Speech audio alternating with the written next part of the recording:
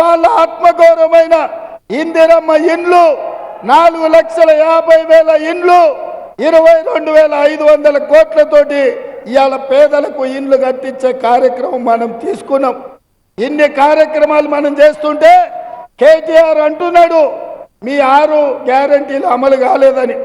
అందుకే ఈ వేదిక మీద నుంచి కేటీఆర్ కు సూచన చేస్తున్నా, అయ్యా నీకు సినిమా పరిశ్రమ వాళ్ళు బాగా తెలుసు కదా, నువ్వు మంచిగా చీర కట్టుకొని తయారయ్యి ఆర్టీసీ బస్ ఎక్కు. కేటీఆర్ కు సూచన చేస్తున్నా, మంచిగా చీర కట్టుకొని ఆడపిల్లలాగా తయారై ఆర్టీసీ బస్ ఎక్కు.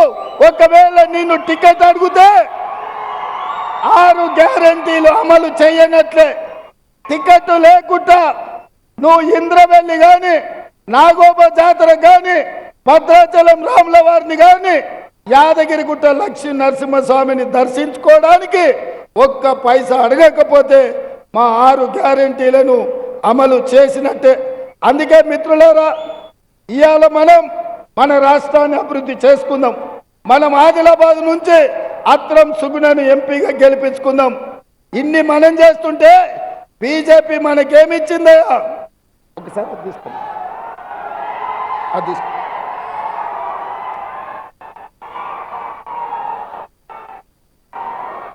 బీజేపీ తెలంగాణకి ఏమిచ్చింది?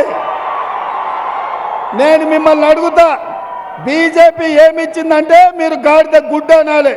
మోడీ ఏం తెచ్చిండంటే గాడిద గుడ్డ అనాలి. రెడీనా? Ready ready. బీజేపీ ఏమిచ్చింది? మోడీ ఏం తెచ్చిండు? బీజేపీ ఏమిచ్చింది?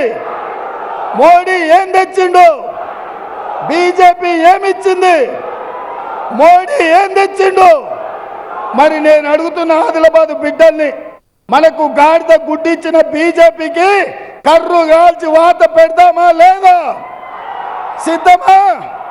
బీజేపీకి కర్రు కాల్చి వాత పెడతారు కదా. అత్రం సుగుణకు 1,00,000 మెజారిటీతోని ఇక్కడ ఎంపీగా గెలిపించాలి. ఓకే, 1,00,000 1,00,000 1,00,000 1,00,000 1,00,000 1,00,000 1,00,000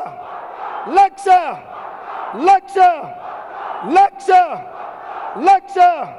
1,00,000 1,00,000 1,00,000 1,00,000